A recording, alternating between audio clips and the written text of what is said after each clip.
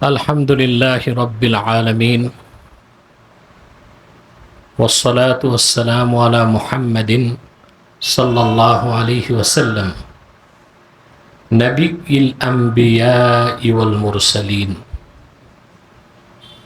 الذي أكمل الله به قصر النبوة أي ختم الله به النبوة وحكم أن لا نبي بعده وأعلن في القرآن بالبرهان أن محمدا صلى الله عليه وسلم خاتم النبيين والمرسلين قبل 15 سنة أما بعد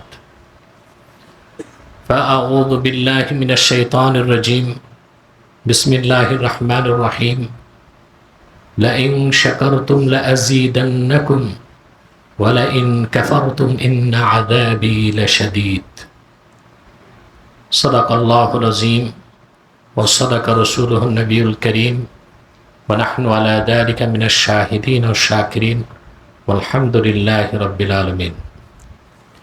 তাহরিকে খাতমে নবুয়ত বাংলাদেশ কর্তৃক আয়োজিত বাংলাদেশের ভবিষ্যৎ ও উলামায়ে কেরামের ভাবনা শীর্ষক আজকের এই সেমিনারে যারা উপস্থিত হয়েছেন, সম্মানিত উলামায়ে কেরাম, সমাজ সচেতন ব্যক্তিবর্গ, তুলাবায়ে এজাম এবং মিডিয়া কর্মী যারা, সকলকে অন্তরের অন্তঃস্থল থেকে জ্ঞাপন করছি মোবারক। পাশাপাশি আজকের অনুষ্ঠানটি লাইভে যারা দেখছেন তাদের সকলকেও হৃদয়ের গভীর থেকে আমার হৃদয় নিগ্নানো ভালোবাসা, শুভেচ্ছা ও মোবারক জ্ঞাপন করছি। সুদীর্ঘ প্রায় 16 বছরের দুঃশাসন, অন্যায় অত্যাচার, বেনজির নির্যাতন, খুন খারাপি, যার মাধ্যমে দেশ জাহান্নামের কিনারায় পৌঁছে গিয়েছিল, ঠিক সে অবস্থা থেকে বাংলাদেশের মানুষ মুক্তি লাভ করেছে। এবং আমি বলব 1971 সালে দেশের স্বাধীনতার পর যে বিজয় এসেছিল তার চেয়ে বড় বিজয় বাঙালি 2024 সালে অর্জন করেছে। সেজন্যে কোনো ব্যক্তি, কোনো গোষ্ঠী, কারো প্রশংসা নয়, সবার আগে প্রশংসা করতে হবে মহান সৃষ্টিকর্তা আল্লাহ রাব্বুল আলামিনের। আল্লাহ তাআলার মদদ ছাড়া কখনোই এই বিজয় জাতির পক্ষে অর্জন করা সম্ভব হতো না। হতে পারত সিরিয়ার মতো দীর্ঘমেয়াদী একটি গৃহযুদ্ধের দিকে দেশ চলে যেতে পারত, যে আশঙ্কাটি আমরা আগে করেছি।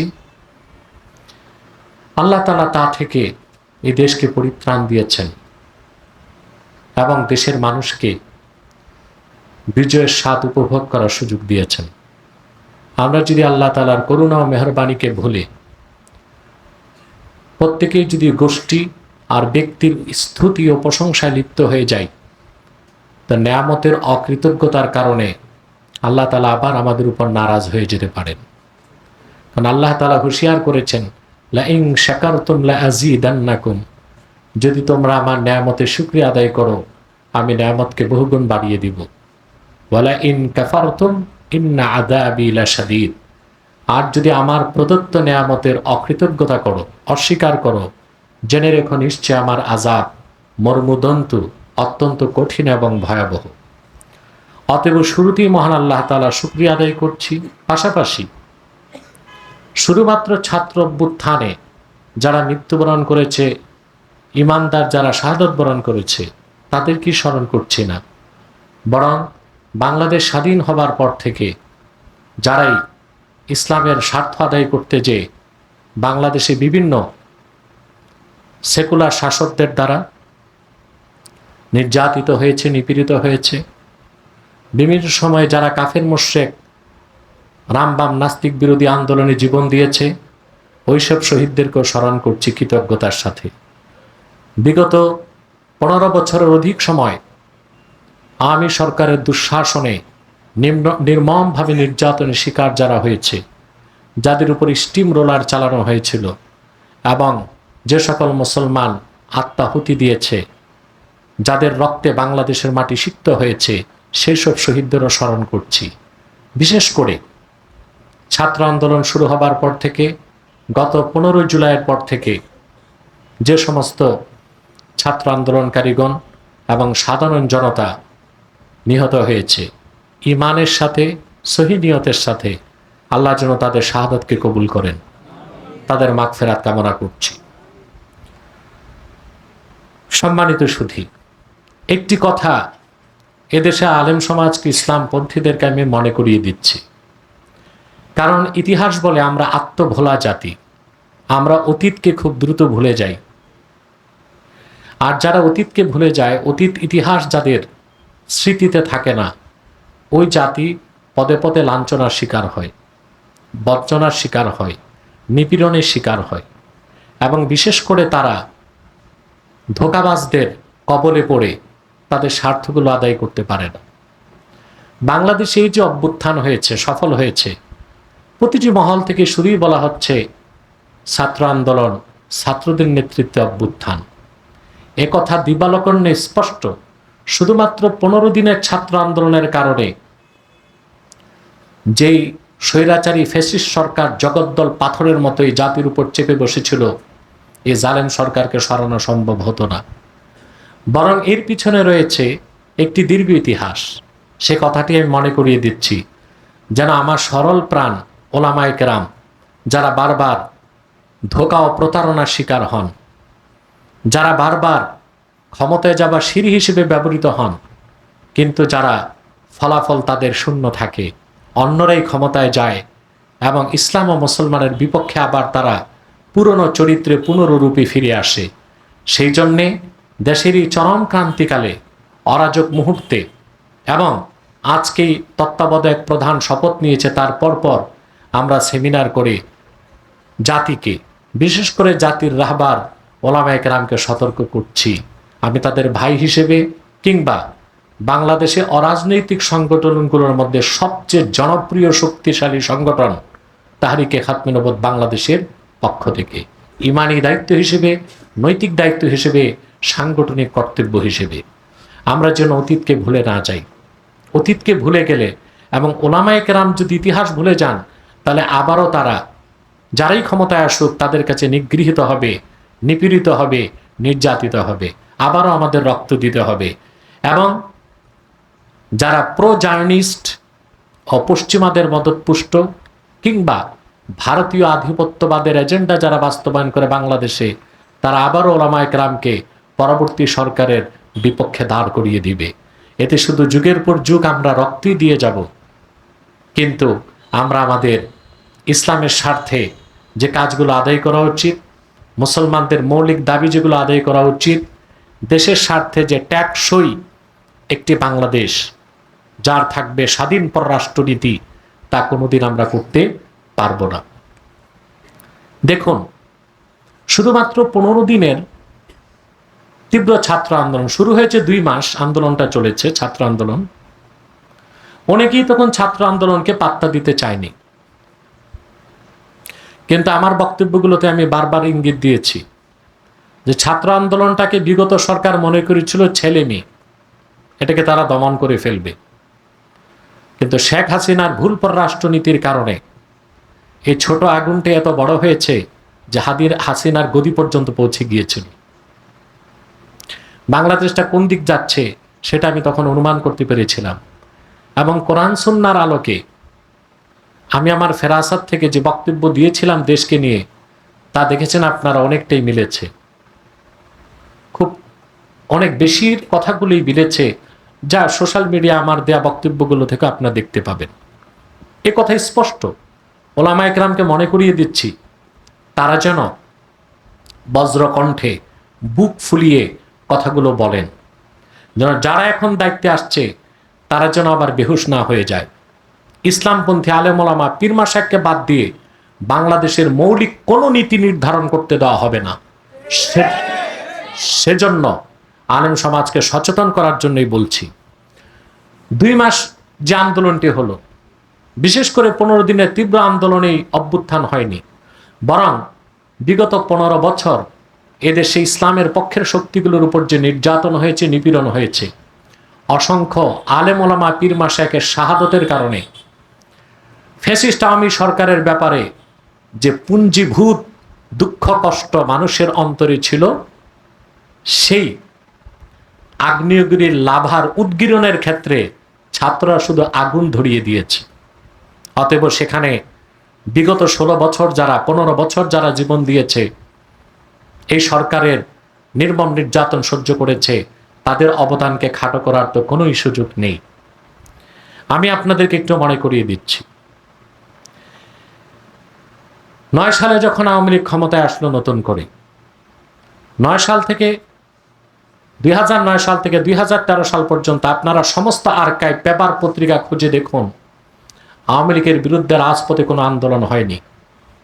সর্বপ্রথম 2013 সালের 3 জানুয়ারি তাহরিকে খাতমে নবুওয়াত বাংলাদেশ কুখ্যাত কাফের কাদিয়ানীদেরকে অমুসলিম ঘোষণার দাবিতে ঢাকায় মহাসমাবেশের ডাক দিয়েছিল। আপনারা এর আগে আর্কাইভে যে দেখবেন, কোনো পত্রিকা কোনো কিছুতেই তাহরিকে খাতমে নবুওয়াত বাংলাদেশের ডাক আন্দোলনের আগে রাজপথে কেউ কোনো আন্দোলনের ডাক দিতে পারেনি। আমরা তখন আন্দোলনে নেমেছিলাম, প্রায় লক্ষাধিক জনতা বাংলাদেশের বিভিন্ন প্রান্ত থেকে এসেছিল। আমি উপস্থিত হয়েছিলাম দক্ষিণ গেটে, আমাদের মঞ্চকে তারা করতে দেয়নি, মঞ্চ নিয়ে গিয়েছিল, সংগঠনের কর্মীদেরকে গ্রেফতার করেছিল। তারপরও বাইতুল মোকাররমের পূর্ব গেট দিয়ে পুলিশের সমস্ত বাধা উপেক্ষা করে দক্ষিণ গেটে আমরা পৌঁছার পর আওয়ামী ফ্যাসিস্ট সরকার সবচেয়ে ঘৃণ্য যে অস্ত্র পিপার স্প্রে, যেটা দিয়ে আফ্রিকাতে জঙ্গলি জানোয়ারকে দমন করা হয়, এই স্প্রে নিক্ষেপ করেছিল। সরাসরি আমিও আমার পাশে যারা ছিল আমার চোখ লক্ষ্য করে এই পিপার স্প্রে প্রথম নিক্ষেপ করেছিল। অসংখ্য কর্মী সেদিন আহত হয়েছে, মার খেয়েছে। যেভাবেই হোক আল্লাহ আমাদের হায়াত রেখেছেন, আমরা বেঁচে গিয়েছি। সেই দিন আমি বুঝতে পেরেছিলাম যে আওয়ামী লীগ আল্লাহর পক্ষ থেকে লানত খরিদ করেছে। ঠিক তার কিছুদিন পর প্রাইমারি স্কুলের শিক্ষকরা আন্দোলনে নেমেছিল, তাদের উপরও পিপার স্প্রে নিক্ষেপ করা হয়েছিল, একজন শিক্ষক রাজপথে মারা গিয়েছিল। 2013 সালের বিসিএস গাইডে এসেছিল বাংলাদেশের কোন সংগঠনের উপর প্রথম পিপার স্প্রে নিক্ষেপ করা হয়েছে, সেখানে এসেছিল তাহরিকে খাতমে নবুওয়াত বাংলাদেশ। ঠিক 2013 সালে যখন বাংলাদেশকে একটি সেকুলার রাষ্ট্র বানাবার জন্য, ইসলামের রাজনৈতিক উত্থানকে ঠেকাবার জন্য শাহবাগে নাস্তিকদের গণজাগরণ মঞ্চ হয়েছিল, আমি তখন টের পেয়েছিলাম এই গণজাগরণ মঞ্চ বাংলাদেশকে ইসলাম শূন্য বাংলাদেশ বানাবার এক গভীর চক্রান্ত, যার পিছনে ছিল প্রো জায়নিস্টদের হাত, ছিল ভারতের গোয়েন্দা সংস্থা রয়ের হাত এবং ছিল মোসাদের হাত। সেখানে তথাকথিত রাজাকারদের বিরুদ্ধে আন্দোলন করতে যে তারা ইসলামকে কটাক্ষ করা শুরু করলো। কুখ্যাত ব্লগার রাজীবকে হত্যা করার পর সেদিনই রাতে মাগুরা আবালপুরে এক বক্তব্যে আমি স্পষ্ট বলেছিলাম, আল্লাহ তার হাবিবের আরশচুম্বী মর্যাদাকর শানের বিপক্ষে যে বক্তব্য দিয়েছে, সেই কুলাঙ্গার রাজীব নিঃসন্দেহে কাফের, তাকে যারা হত্যা করেছে ভালোই করেছে, এবং তার মৃত্যুতে সমবেদনার কোনো সুযোগ নেই এবং তার জানাজা পড়াও জায়েজ হয়নি। তখন আমার উপর ছাত্রলীগ এবং জাসদ সর্বহারারা হামলা করেছিল, যা পরের দিন বাংলাদেশের প্রায় 17টি পত্রিকা ও ইলেকট্রিক মিডিয়াতে এসেছিল। তার ঠিক 1 মাস 23 দিন পর হেফাজতে ইসলাম বাংলাদেশ মাঠে নামে। এই সরকারের বিরুদ্ধে আন্দোলনের সূচনা করে যে দিয়েছে তাহরিকে খাতমে নবুওয়াত বাংলাদেশ। তারপরে, এবং সেটা রাজনৈতিক স্বার্থে নয়, দিনের স্বার্থে, হেফাজতে ইসলাম নামার পর আমরা যখন দেখেছি হেফাজতের 13 দফা দাবির মধ্যে আমাদের সংগঠনের দাবি আছে কাদিয়ানীদেরকে রাষ্ট্রীয়ভাবে অমুসলিম ঘোষণার দাবি, আমরা সংগঠনের পক্ষ থেকে হেফাজতকে পূর্ণ সমর্থন দেই। 6 এপ্রিল আমরা উপস্থিত ছিলাম, 5ই মে আমি নিজে শাপলা চত্বর মঞ্চে উপস্থিত হয়েছি এবং সেদিন আমার 3টি বক্তব্য হয়েছিল। সেদিন আমি দেখেছি যে কতগুলো হেফাজত কর্মীকে হত্যা করা হয়েছে। আমার কাছে হিসাব আছে, আল জাজিরা বলেছে 3000 মাদ্রাসা শিক্ষক ও ছাত্রদের হত্যা করা হয়েছে। এটার পক্ষে আমার সাক্ষ্য আছে।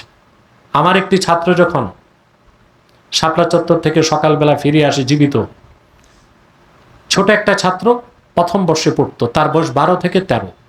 আমি বলেছি, তোমার গায়ে একটা গুলিও কেন লাগে নেই? সে বলেছে, যখন চতুর্দিক দিয়ে হামলা হয়েছে শাপলা চত্বরে, বড় এক ছাত্রের কথা বললো, সে আমাকে ট্রাকে উঠিয়ে দিয়েছে। আমি আল্লামা জুনায়েদ বাবুনগরী রহমতুল্লাহর পাশে ছিলাম। যখন জুনায়েদ বাবুনগরীকে গ্রেফতার করে নিয়ে যাওয়া হলো, সাউন্ড গ্রেনেড নিক্ষেপ করা হলো, ট্রাকে থাকতে পারি না, আমি ট্রাক থেকে নেমে সোনালী ব্যাংকের বারান্দায় এসে আশ্রয় নিয়েছি। সে বলল যে ট্রাক থেকে নামার পর সোনালী ব্যাংকের বারান্দা পর্যন্ত আসতে মাটিতে আমার পা পড়ে নাই, মানুষের লাশের উপর আমি হেঁটে এসেছি। এর থেকেই বোঝা যায় কি পরিমাণ আলেম ওলামা এবং মাদ্রাসার ছাত্র নিহত হয়েছিল। সেদিনই জনগণ সিদ্ধান্ত নিয়েছে আওয়ামী লীগকে বাংলাদেশের ক্ষমতায় রাখা হবে না। পরবর্তীতে হেফাজতের নেতৃত্ব হলো ভাস্কর্য বিরোধী আন্দোলন এবং ভারতের আধিপত্যবাদের বিরুদ্ধে অসংখ্য মুসলমানের রক্তে রঞ্জিত কলঙ্কিত সন্ত্রাসী মোদিকে বাংলাদেশ আসার ক্ষেত্রে ঠেকাবার জন্যে হেফাজতের নেতৃত্বে, আলেম ওলামার নেতৃত্বে যে আন্দোলন হয়েছিল, সেই দিনও আমাদের 11টি তাজা প্রাণ ঝরেছিল। অতএব মানুষের বিরুদ্ধে আগ থেকেই আওয়ামী লীগের প্রতি ছিল ঘৃণা, বিদ্বেষ এবং আক্রোশ। এদেশে মুসলমান মাত্রই আওয়ামী লীগের প্রতি ঘৃণা ছিল। সেই পুঞ্জীভূত আক্রোশ, ঘৃণা ও আওয়ামী লীগের প্রতি ক্ষোভ, তার শুধুমাত্র বিস্ফোরণ ঘটেছে ছাত্র আন্দোলনের মাধ্যমে। অতএব শুধুমাত্র ছাত্র আন্দোলনের সমন্বয়কারীদের কথাকেই রাখা, বাকি আলেম ওলামা পীর মাশায়েখদেরকে একপাশ করে দেওয়া যদি হয়, তাহলে সন্ত্রাস মুক্ত, দুর্নীতি মুক্ত, সহিংসতা মুক্ত বাংলাদেশ আবারও গঠন করা সম্ভব হবে না। আলেম ওলামাদেরকে এই বিষয়গুলো এখনই অত্যন্ত মজবুতভাবে কথাগুলো তুলে ধরতে হবে। সেজন্য আমি আরেকটি কথা বলবো, ওলামা একরামকে ঐক্যবদ্ধ হয়ে দেশের নীতি নির্ধারণীতে আসতে হবে। বিগত কালও দেশ স্বাধীনের পর আলেম ওলামা রক্ত দিয়েছে, আর তাদেরকে ক্ষমতায় যাবার সিঁড়ি হিসেবে অন্যরা ব্যবহার করেছে। এখানে আমি একটু ইতিহাস তুলে ধরতে চাই। 96 সালে আওয়ামী লীগ এসে যখন ইসলাম ও মুসলমানের বিরুদ্ধে অবস্থান নিল,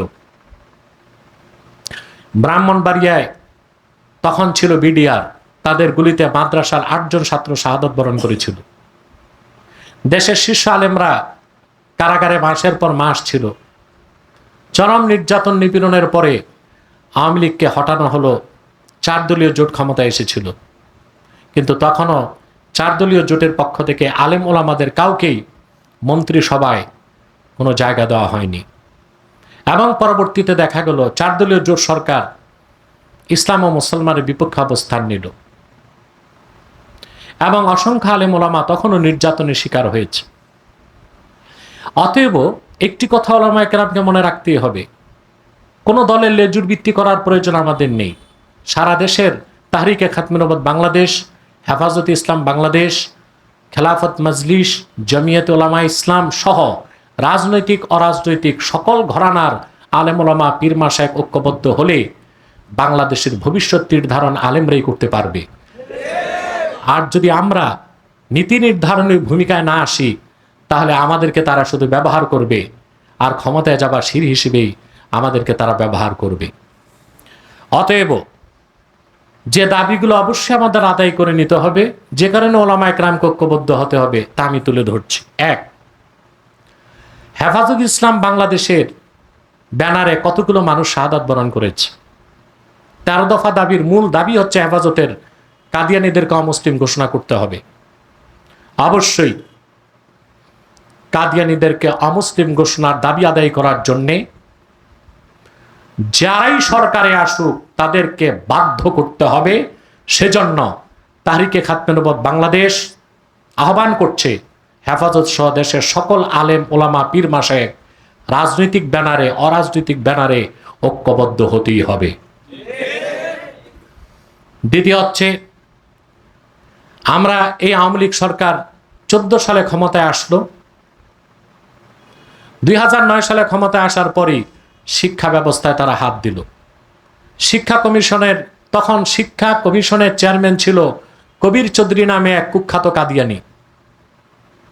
সে তখন শিক্ষা ব্যবস্থাকে এমনভাবে দাঁড় করাবার চেষ্টা করলো যেন বাংলাদেশের শিক্ষা ব্যবস্থায় প্রচুর কুফরি, শেরকি মতবাদ, নাস্তিকতাপূর্ণ মতবাদ সেখানে সন্নিবেশ করলো। পরবর্তীতে আমরা দেখলাম বানর তত্ত্ব শিক্ষা ব্যবস্থায় ঢুকানো হলো। তারপরে দেখলাম ট্রান্সজেন্ডার, একটি ঘৃণিত, নিকৃষ্ট, সমকামীদের পক্ষের একটি বিষয়কে শিক্ষা ব্যবস্থায় ঢুকানো হলো। আমরা নিরন্তর বক্তব্য দিয়ে জনগণকে সজাগ করেছি, সচেতন করেছি। অতএব ওলামায়ে কেরামকে এই বিষয়েও সজাগ থাকতে হবে যেন পরবর্তীতে যারাই ক্ষমতায় আসবে শিক্ষা ব্যবস্থার আমূল পরিবর্তন করতে হবে, যেন কোরআন সুন্নাহর সাথে সাংঘর্ষিক কিছুই আমাদের শিক্ষা ব্যবস্থায় না থাকে। ওলামায়ে কেরাম যদি ঐক্যবদ্ধ থাকেন তাহলেই যারাই ক্ষমতায় আসুক কোরআন ও সুন্নাহ বিরোধী কোনো আইন পাশ করা যাবে না, এই বিষয়টিকে তারা নিশ্চিত করতে পারবে। 4, আমরা দেখেছি যখন এই দেশে জিয়াউর রহমান যখন ক্ষমতায় ছিল, দাউদ হায়দারের মতো কুখ্যাত নাস্তিক আল্লাহ তার হাবিব সাল্লাল্লাহু আলাইহি সাল্লামের আরশচুম্বী সম্মান মর্যাদার বিরুদ্ধে বক্তব্য দিয়েছিল। বাধ্য হয়ে কুখ্যাত কাফের দাউদ হায়দার দেশ ছেড়েছে। বিগত বিএনপির আমলে দেখেছি তাসলিমা নাসরিন ইসলাম ও মুসলমানের বিরোধিতা, ইসলামের বিরুদ্ধে সরাসরি কোরআন সুন্নাহর বিরুদ্ধে বক্তব্য দিয়েছে। পরবর্তীতে আওয়ামী লীগ আমলে দেখেছি নাস্তিক ব্লগাররা বারবার ইসলামের বিরুদ্ধে অবস্থান নিয়েছে, কোরআন সুন্নাহর বিরুদ্ধে বক্তব্য দিয়েছে, আমাদের ঈমানের উপর আঘাত করার চেষ্টা করেছে। অতএব বাক স্বাধীনতার দোহাই দিয়ে কখনোই যেন কাফের মুশরিক নাস্তিক রামবামরা ইসলামের বিপক্ষে কথা বলে আমাদের ঈমানে আঘাত দিতে না পারে, সেজন্য ব্লাসফেমি আইনও বাংলাদেশে করতে হবে। প্রশ্ন আসতে পারে এই কথাগুলো নতুন সরকার গঠনের আগেই তো বললে হতো, যখন নির্বাচন আগে বললেই হতো। আসলে আমরা ঘুমেই থাকব, তারা কিন্তু নির্বাচন করে নিবে। যারা ইসলামের, যারা রাজনৈতিকভাবে এগিয়ে আছে তারা কিছু সিট পাবে সংসদে, বাকি আলেম ওলামা পীর মাশায়েখ তাদের স্বার্থগুলো, ইসলামের পক্ষে স্বার্থগুলো আদায় করতে পারবে না। সেজন্য এখনই আমাদেরকে প্রস্তুতি নিতে হবে, ঐক্যবদ্ধ হইতে হবে এবং আলেম ওলামাকে এখনই নীতি নির্ধারণ করতে হবে। আমি সুপারিশ করছি আলেম ওলামাকে, বিশেষ করে হেফাজত ইসলাম বাংলাদেশকে, নেতৃবৃন্দকে আমার অনুরোধ, এক্ষুনি আপনারা আলাদা একটি রাজনৈতিক উইং গঠন করুন। কারণ আমাদের সংবিধান মতে জাতীয় সংসদে 15টি আসন থাকলে যে কোনো বিল উত্থাপন করতে পারে। অতএব যেহেতু হেফাজত ইসলাম বাংলাদেশের 13 দফা দাবির মূল দাবি হচ্ছে কাদিয়ানীদেরকে অমুসলিম ঘোষণা করতে হবে, সেই বিল সংসদে উঠাবার জন্য হেফাজতের ব্যানারে কমসে কম 15 জন পার্লামেন্ট মেম্বার আমরা জাতীয় সংসদে চাই। কিন্তু হেফাজতকে ব্যবহার করে অন্যান্য যারা রাজনৈতিক দলের আলেম ওলামা আছেন তারা হেফাজতকে ব্যবহার করে ক্ষমতায় যেতে চান। তারা একবার সংসদ সদস্য পদ পেয়ে সংসদে গেলে তারা আর হেফাজতের 13 দফা দাবির কথা মনে রাখবে না। অতএব হেফাজত রাজনৈতিক উইং তৈরি করে হেফাজত তাদের পক্ষ থেকে কারা কারা সংসদে যাবে সে মনোনয়ন দিবে, যেন জাতীয় সংসদে যে তারা 13 দফা দাবি আদায়ের জন্য কথা বলতে পারে এবং বিল উত্থাপন করার সুযোগ লাভ করতে পারে। আমি আরেকটি কথা বলি, আজকের সেমিনারে বিদায় নিচ্ছি। ভারতীয় আধিপত্যবাদের বিরুদ্ধে আমার বক্তব্য সব সময় ছিল এবং সেই বক্তব্যগুলো দেশের মানুষ শুনেছে। বাংলাদেশকে ভারতীয় আধিপত্যবাদ থেকে মুক্ত রাখতে হবে, পশ্চিমা আগ্রাসন থেকেও বাংলাদেশকে মুক্ত রাখার জন্যে আলেম ওলামাকে চোখ কান খোলা রাখতে হবে। ওয়াখির দাওয়ানা আনিল হামদুলিল্লাহি রাব্বিল আলামিন। ওয়াসসালামু আলাইকুম ওয়া রাহমাতুল্লাহি তাআলা ওয়া বারাকাতুহু।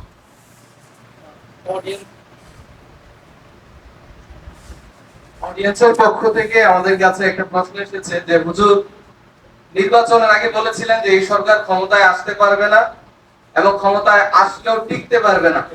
তা আমার হুজুরের কাছে প্রশ্ন এটাই যে হুজুর কিভাবে এটা বুঝতে পারলেন বা কি চিন্তা করে হুজুর এই কথাটা বললেন যে সরকার আসতে পারবে না, আসলেও টিকতে পারবে না? এ কথা হাক্কুল ইয়াকিন যে কারা ক্ষমতায় থাকবে কারা থাকবে না, হোক জালেম হোক কাফের, সিদ্ধান্তটা হয় আসমানের উপর।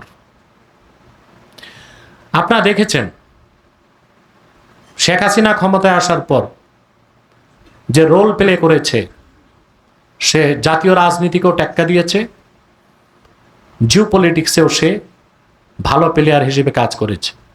কিন্তু যখন আমি দেখলাম গত বছর পঞ্চগড়ে কুখ্যাত কাফের কাদিয়ানীদের বিপক্ষে যখন মুসলমানেরা নেমেছিল, তখন শেখ হাসিনার প্রশাসন গুলি করে আমাদের এক মুসলিম ভাইকে হত্যা করেছিল, কাদিয়ানীদেরকে অর্থনৈতিক সহযোগিতা দিয়েছিল এবং সরকার কাদিয়ানীদের পক্ষাবলম্বন করেছিল। তখন আমি বুঝতে পেরেছিলাম যে আর শেখ হাসিনার কোনো কিছুই কাজে আসবে না, আল্লাহর পক্ষ থেকে তার উপর লানত ওয়াজিব হয়ে গেছে, সে ক্ষমতায় থাকতে পারবে না। সেই দৃষ্টিকোণ থেকে আমি বলেছিলাম সে ক্ষমতায় আসবে না, যদি আসেও 6 থেকে 10 মাসের মধ্যেই তার পতন ঘটবে। আপনারা দেখেছেন 7 মাসের মাথায় সে এক কাপড়ে বাংলাদেশ ছেড়ে পালিয়েছে। এর থেকে আমি যারা ক্ষমতায় আসবেন তাদেরকেও সাবধান করছি, যদি আপনারা আমেরিকার কথায় ব্রিটেনের কথায় কুখ্যাত কাফের কাদিয়ানীদের সহযোগিতা করেন, আপনাদের উপরও ধ্বংস আসতে সময় লাগবে না, সেই দিকটি মনে রাখবেন আপনারা। এবং আমরা দেখতে পেয়েছি বাংলাদেশ থেকে পালিয়ে ইন্ডিয়া যাওয়ার 24 ঘন্টার মধ্যেই তাকে আলটিমেটাম দেওয়া হয়েছে যে সে যেন ইন্ডিয়া থেকে চলে যায়, এবং পরবর্তীতে আমরা দেখতে পেয়েছি যুক্তরাষ্ট্র তাকে আশ্রয় দেওয়ার বিষয়টি অস্বীকৃতি জানিয়েছে। তো এই ব্যাপারে আপনার কি মনে হয় হাসিনা এখন কোথায় আশ্রয় নিতে পারে? হ্যাঁ, আমি এখানে একটি কথা বলবো, যখন কার উপর আল্লাহ লানত চলে আসে তখন তার আকলে সালিম, সুস্থ জ্ঞান বা আকলকে আল্লাহ কেড়ে নেন। সেজন্য আমরা দেখতে পেয়েছি যে শেখ হাসিনা যেখানে রাশিয়ার বলয়ে ছিল, চায়নার সাথে ছিল, কিন্তু হঠাৎ করে সে ইউরোপে এক অনুষ্ঠানে জেলেনস্কির সাথে হ্যান্ডশেক করেছে, আর জেলেনস্কির সাথে হ্যান্ডশেক করার কারণে রাশিয়া তার উপর ক্ষিপ্র হয়ে গেল। আর যখনই সে ভারত সফর করে এসে চায়না যাওয়ার আগে তিস্তা প্রকল্প থেকে চায়নাকে বাদ দিল, আর ভারতকে রেল করিডোর দিয়ে দিল, চায়নাও তাকে বাদ দিল। আর এই একমাত্র কারণে রাশিয়া এবং চায়না কেউ তাকে আশ্রয় দেয়নি। আর ভারত কোনো শক্তি না, ভারতের যারাই প্রধানমন্ত্রী হয় তারা যুক্তরাষ্ট্রের লেসপেন্সার হয়। আমেরিকা ভারতকে ধমক দিয়ে দিয়েছে হাসিনাকে আশ্রয় যদি দেয় তারা, তাহলে চায়নার লাঠি থেকে ইন্ডিয়াকে রক্ষা করতে আমেরিকা সহায়তা করবে না। এজন্য ভারতও এত পীড়িত মহব্বত থাকার পরও হাসিনাকে আশ্রয় দেয়নি। এখন হাসিনা যাবে কোথায়? আমি যতটুকু দেখেছি যে সে সৌদি আরব যেতে চাচ্ছে কিংবা দুবাইতে। এখন সৌদি আরব যেতে পারবে কিনা আমি জানি না, কারণ এর জন্য সোনার কপাল লাগে। তবে অন্তত দুবাইও যদি তার জায়গা হয়, আমি মনে করি তার ভবিষ্যতের জন্য ভালো হবে। কেন ভালো হবে? যে যাই বলুক, আওয়ামী লীগের তো ভোট আছে 1 কোটির উপরে। শেখ হাসিনাকে বিতাড়িত করলেও এ লোকগুলো তো আওয়ামী লীগেরই থাকবে। তা হাসিনা না আসলো ভবিষ্যতে তো এই দেশে কেউ নেতৃত্ব দিবে আওয়ামী লীগের। এটা হচ্ছে বিবেকের কথা, আবেগের কথা না। শেখ মুজিব হত্যার পরে পৃথিবীর কোনো দেশ হাসিনা রেহানাকে আশ্রয় দেয়নি, কিন্তু আমাদের চিরশত্রু ভারত হাসিনাকে আশ্রয় দিয়েছিল, 6 বছর দিল্লিতে রেখেছিল। আর সেটাই বাংলাদেশের মুসলমানদের জন্য একটা কাল হয়েছে, কারণ হাসিনাকে তারা ব্রেন ওয়াশ করেছে 6 বছর রেখে। ইসলাম ও মুসলমানের বিপক্ষে এক চরম সেকুলার হাসিনাকে আমরা পেয়েছিলাম। এখন আবার সে তার চরম বিপদের সময় কোনো মুসলিম রাষ্ট্রে যদি আশ্রয় পায়, আশা করা যায় তওবা করার সুযোগ হবে, তার চরিত্রের পরিবর্তন হবে, তার আকীদার পরিবর্তন হবে। অন্তত এই পৃথিবীতে তার রাজনীতির সুযোগ না থাকলেও পরকালে মুক্তির একটি ব্যবস্থা হবে, এটাই মনে করে থাকি। দেশের এই পরিস্থিতিতে আপনার করণীয়? বাংলাদেশে আমি দেখতে পাচ্ছি অনেকে আবার হালুয়া রুটির ভাগ নিতে দৌড়ঝাঁপ শুরু করেছে।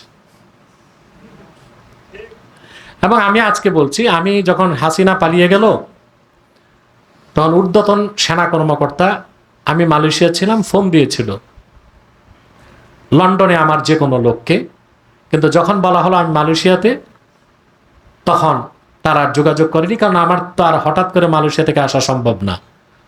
অন্যান্য আলেমরা আমার সেনাপ্রধান এবং প্রেসিডেন্টের সাথে সাক্ষাৎ করেছে। এই উপদেষ্টা পরিষদে থাকার কোনো ইচ্ছা আমাদের নেই, কোনো পদ প্রদীপও আমাদের উদ্দেশ্য নেই। তাহরিকে খাতমুন নবুওয়াত বাংলাদেশের ব্যানারে মুসলমানদের মৌলিক দাবিগুলো আদায় করার জন্যে যদি আমাকে জীবনও দিতে হয়, আমি প্রস্তুত আছি।